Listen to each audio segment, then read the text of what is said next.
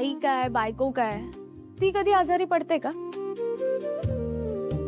नाही, ती आजारी नाही पडू शकत, कारण ती आजारी पडली तर घर थांबतं, कारण घर चालवण्याची जबाबदारी ही बायकांची असते.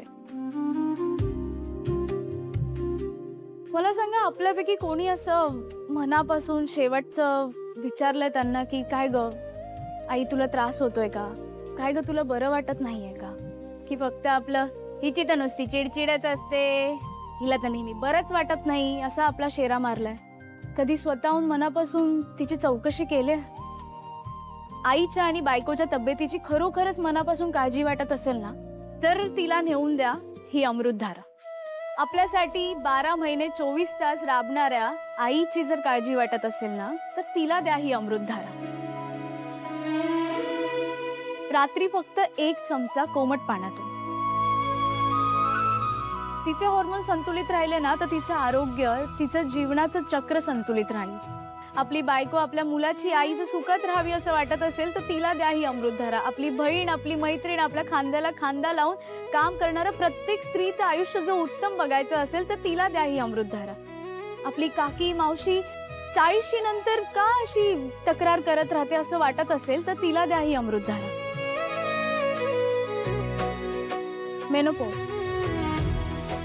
मेनोपॉज हा फक्त पॉज आहे, पण या पॉज मध्ये सुद्धा त्या बाईचं जीवन चांगलं व्हावं असं वाटत असेल, तर तिला द्या ही अमृतधारा. कारण आईचं आरोग्य सुधारलं तर संपूर्ण घराचं आरोग्य सुधारतं.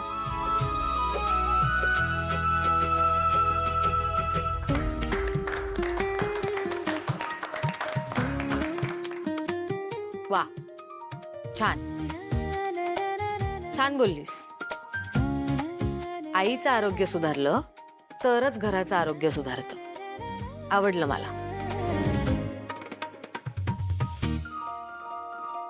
पण ह्या अशा प्रोडक्ट सारखे अनेक प्रोडक्ट्स आहेत बाजारात. मग तुमच्या प्रोडक्ट मध्ये असं काय वेगळं आहे की लोकांनी ते घ्यावं? किंमत.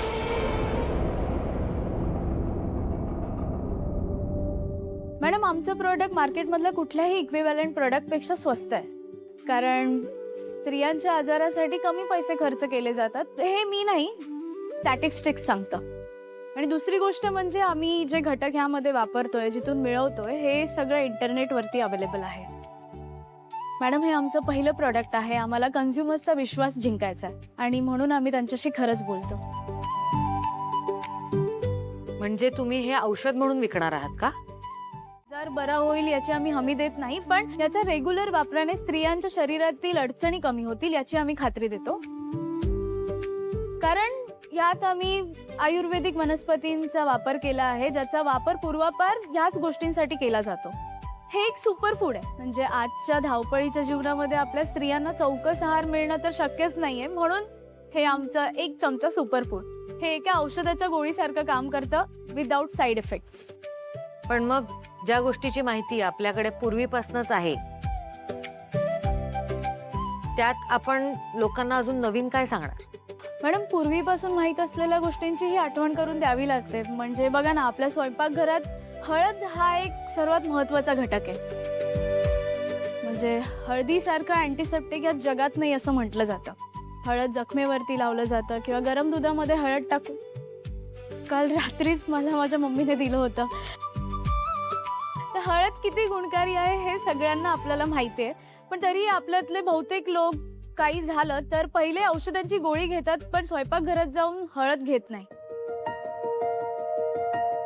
तर ही अमृतधारा आजीच्या बटव्यातून आपण दुकानाच्या रॅकवर आणतो आहोत, कारण दुकानातून विकत घेतलेल्या गोष्टी ह्या घरातल्या गोष्टींपेक्षा जास्त इफेक्टिव्ह असतात असं आपल्याला वाटायला लागलंय.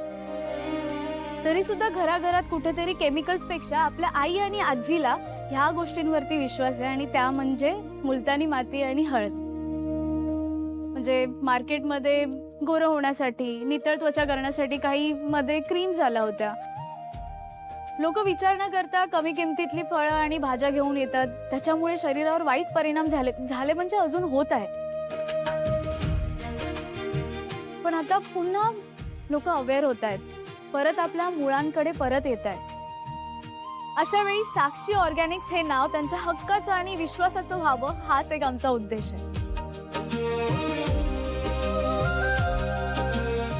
हिअर वी आर प्रेझेंटिंग अमृत धारा.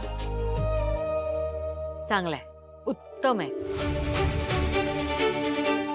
या प्रोडक्टचं प्राइसिंग, पॅकेजिंग सगळंच चांगलं आहे. आणि सगळ्यात महत्वाचं म्हणजे ह्या मागचा विचार. आणि तुमच्या या यंग आणि टॅलेंटेड एम्प्लॉईनी तो विचार फार सुंदर मांडला.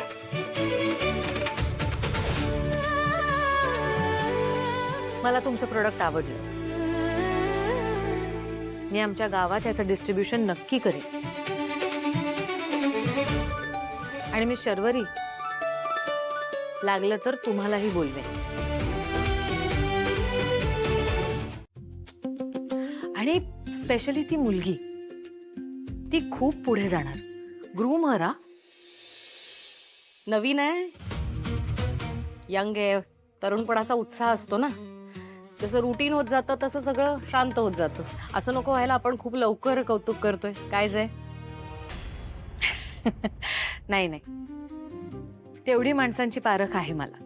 पण खरंच सगळे हुशार आहेत आणि ती मुलगी परफेक्ट कॅन्डिडेट आहे कंपनीसाठी. पेपर वर्क वगैरे सगळं लवकर होईलच. मग आपण हो, पेपर वर्क होईलच. आणि तुमच्या हॉटेलचं उद्घाटन झालं की येणं होईलच. ऑफकोर्स ओपनिंगला बोलवायचंच आहे तुम्हाला. ऑल द बेस्ट तुम्हाला परत. थँक्यू. येते मी. Bye bye.